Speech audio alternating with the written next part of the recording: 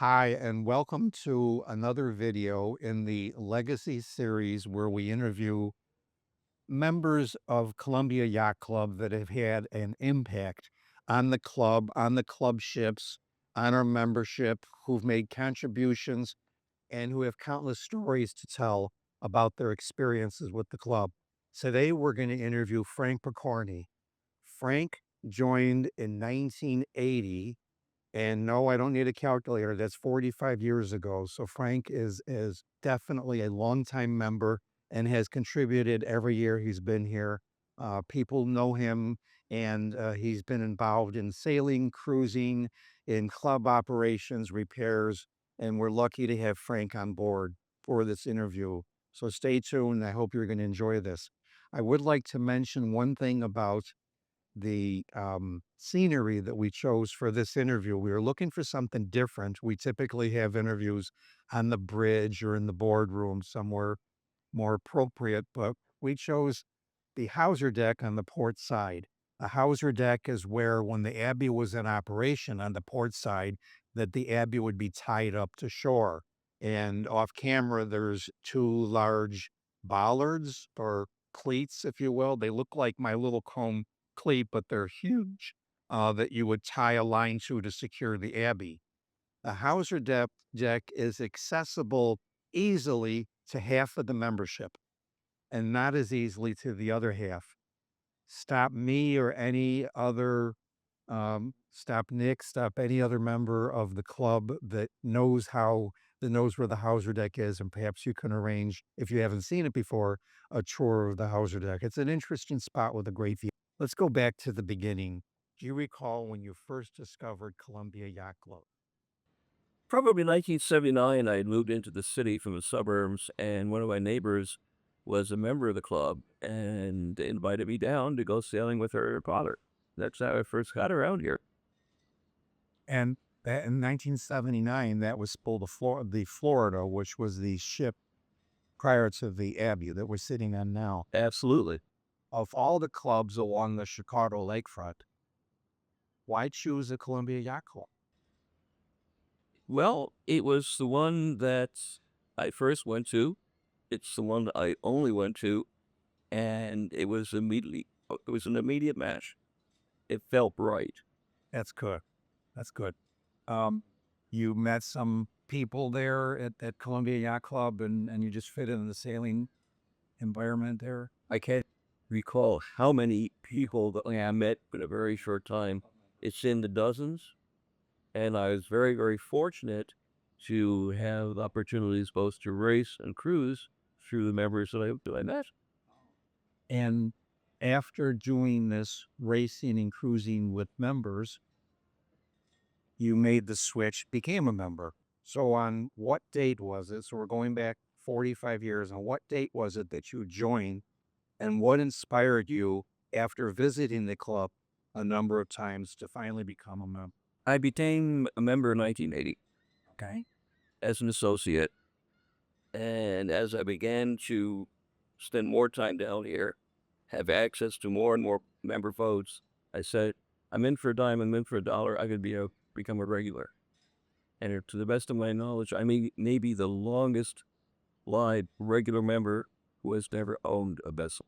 So I'd like to talk about the Florida a little bit. You have probably the most experience of any member we have today with the Florida. Quite a number of our membership has no experience since it left here almost 42 or so years ago. How would you describe this? Florida was a character vessel. She had gone through several renovations before I became a member. Some of them you can see in the little photographs in that boardroom, pre and post fire. Uh, I like homey environments.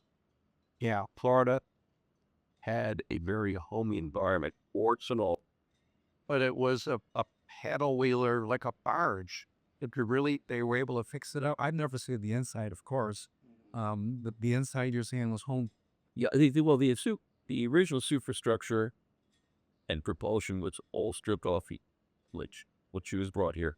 How she looked before that, I really don't know.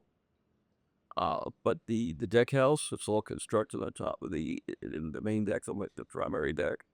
The bar was forward. Originally, the bar had a open glass front, so you had a view of the city from sitting at the bar.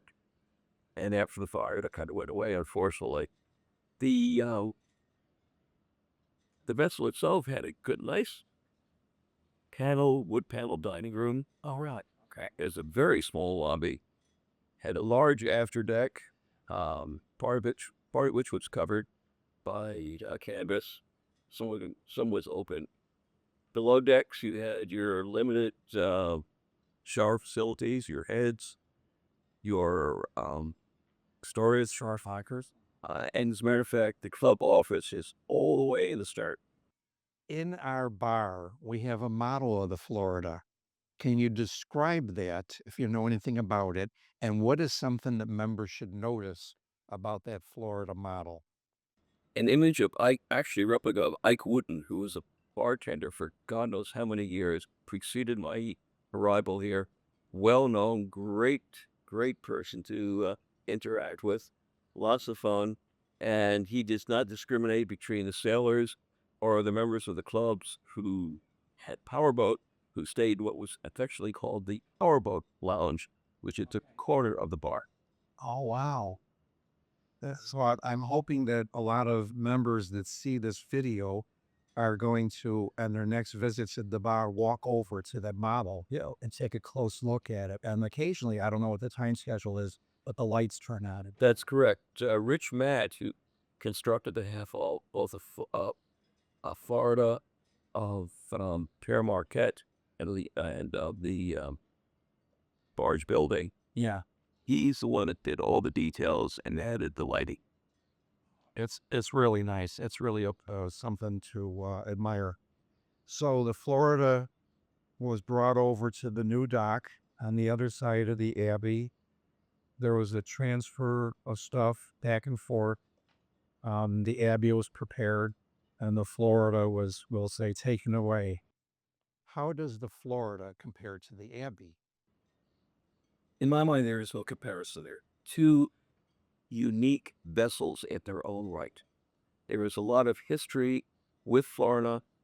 And when Abbey first arrived in '83, and then eventually we started using her as a club ship, I think it was in the late '84, she began to build her own history. So I think you have to, don't compare, but say each one has a history generated by the members. Tell us something that you miss about the Florida. The history is what I miss. And the fact that there is so much done by the members to keep Florida alive, and also so much done on Florida that is different here. For example, there is a wonderful New Year's Eve party on Abbey. Florida, we didn't have a New Year's Eve party. Members that just show up on New Year's Eve because there was a place to go. And it was that kind of informal camaraderie, the spirit. That kind of spirit is something I miss because there's with a great spontaneity at the time. I think there is spontaneity now, but to me it feels different because I remember a roughly 250 member club, and now we have 800. The Florida had its issues.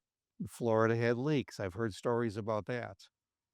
Tell us something you don't miss about the Florida. Well, we have a more robust facility here, but in terms of space, uh, dining facility, bar, significantly larger, much more room for events, multiple events at the same time. We're much more able to support the sailing program, both the skipjacks, the juniors, and all of that.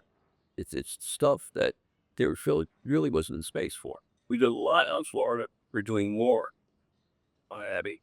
In your time here at Columbia Yacht Club, what roles have you had here as part of clubs, organizations, committees? What have you been involved with at Columbia Yacht Club? The first thing that comes to mind, and this is a segue I was mentioning, is I was on the last voyage of Florida, which was taken to her next to last resting place on the north branch of the Chicago River. She didn't go on, obviously, she didn't go on her own. She was towed. She was told we had the traditional bridges being stuck open. Any other roles here? Or look at the board. Yeah, I've been a director several times. I don't even remember all, at least 3 times. Wow. I was secretary, and then when I was secretary, it was before. But Nancy and I got married, and I I remember he had so many wonderful evenings trying to type up my notes, handwritten notes uh, from the various board meetings. But beyond the board, it was doc committee a couple times, Venetian Night, one time North Americans committee, the court. You know, they were in the July 3rd committee. We cruised around on July 5th. Let's mention Venetian Night. Yeah, Venetian Night, yeah. Boats committee. There are a lot of different committees. Some are You were the longer duration than others. yeah. And why were you so active? This was a whole. Yeah. Yeah. It has been a whole. Looking back, are there any club traditions or initiatives that you're most proud of to have supported or started at Columbia Yacht Club? One of the traditions that was unfortunately somewhat short-lived was what we call the cruising fleet dinghy cruise. Dinghy cruising fleet, dinghy cruise? Cruising fleet dinghy cruise, Oh, where some members would bring their boats up to the north end of the North Channel by the High Temple. I would bring the club's with Enmark's boat with towing several other dinghies and having some stowed on the foredeck all the way up to Baha'i. And it was in essence and pretty much all day cruise from Baha'i all the way down the North Channel to the North Branch, around Hoos Island. And at one point, we actually went through the locks to get back to the boat. wow.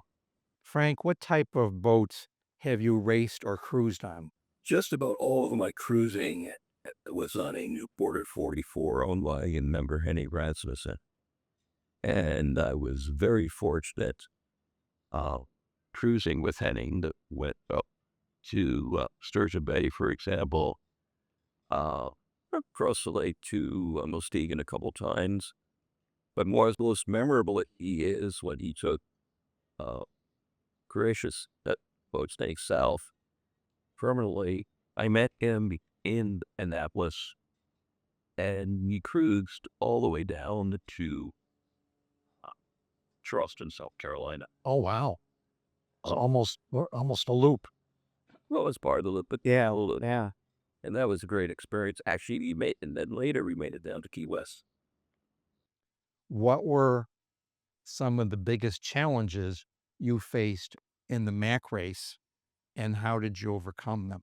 Well, there was the getting a knockdown off a sleeping bear dune, and I'll be on our side for a few minutes until we get everything straightened out. Oh my goodness. That That's harrowing. yeah, it was interesting. We didn't lose anybody. Yeah, people flying across the deck. Can you share your most memorable moments racing? I started out racing on the limit off shoes in the IOR one, Nelson Barrett 45. I also did some one-ton racing on past Cobbler Al Hennings. Oh yeah. 30 life further Poltergeist. Spent a few races on T10s, Dan Newlands. What lessons from competitive sailing have you carried on to other parts of your life? And that involves working with the crew. It's probably the other way around. Oh, really? I've had a weird competitive streak in different ways. And interestingly, I started sailing in 1965 in college. But I was a member of the Sail Club, and we sailed off the city island in Long Island. Also a member of the rifle team at the competition. Well, what was interesting is that between 1966 and 1979, I did not set foot in Silva of any kind. Wow. Skills I learned that carry forward. I remembered it. I didn't know enough. And I was lucky. Are you still involved in Columbia Yacht Club activities? To some degree, uh, primarily I'm involved with the Heritage Committee. Wonderful committee. It's a part. The other main activity right now is working to support the operation of the club's signal boat, the Chris Craft Commander 31, Abbey. How would you describe the club's community and atmosphere? Difficult question for me to answer. The reason for it is first, we're not down here as much as we used to. Um, the up north a little bit, it, it's a big can be a hassle at times. What I do know that when I'm down here, there seems to be great spirit, people in the bar. The interaction is there is still a fundamental element of friendliness, which I think is outstanding and should continue to be nurtured. Even though the club has grown in size, one of the things I'm not aware of today as it was when I first joined in the 80s, there tended to be a differentiation between your regular members and associate members. Like, I remember one person asked me, why would anyone want to become a member of Yacht Club if they don't own a boat? That kind of divide I had not heard in decades, and incredibly healthy, both for the club and just the attitude of the members themselves. How does the club support new sailors or less experienced members? You're hearing a fair bit for us, you're seeing a fair bit for us because I think the club provides environment and opportunities through the educational programs, through the promotion of crew registers. What it really boils down to, in my experience, is that a member who has an interest or be the associate or regular has his pieball, make themselves known. Word will get around about who's good and who could be some improvement. And but that's still alive. I think that's the way to really get involved with the club, be it sailing, be it on the committee, be it on working on projects. It's just a little okay. Are there any club traditions or rituals that you particularly enjoy? There's no one ritual that matters. Like you, it's the anything that supports the whole spirit of camaraderie is important. Okay, now let's. People like social events, dinners, parties. Some people just like hanging around. Some people like getting their hands dirty. As long as all those opportunities are there, that is what makes the perfect boat.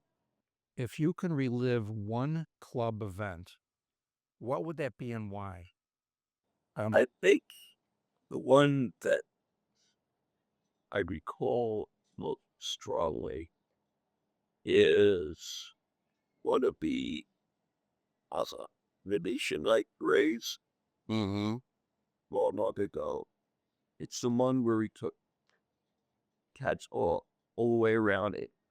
Actually, it, we broke, we left the course and led part of the fleet right alongside Abbey. People get a close up view. People on board the club ship. We're not looking at something way down and Yeah. level. Yeah. Said, oh, look, they're right there beneath us. That was neat.